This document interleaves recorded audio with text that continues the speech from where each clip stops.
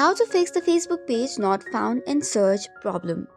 Hey guys, welcome back to the channel. On today's video, we will deal with the problem if your Facebook page is not displayed. First of all, go to your account and then on your profile. From quick access, go to pages.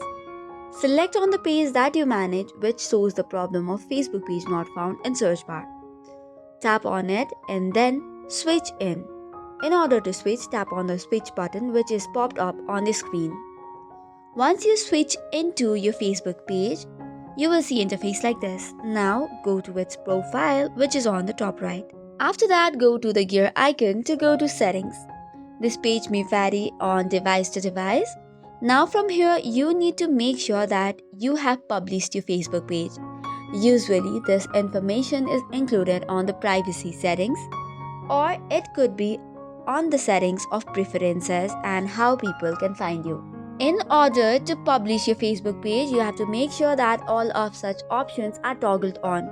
For example, you can just tap on this option, how people can find and contact me, and from there, make sure to toggle on each of the options. This way now your Facebook page should be visible in search as well. So this is all for today's video. For more such contents, do not forget to hit the like and subscribe button.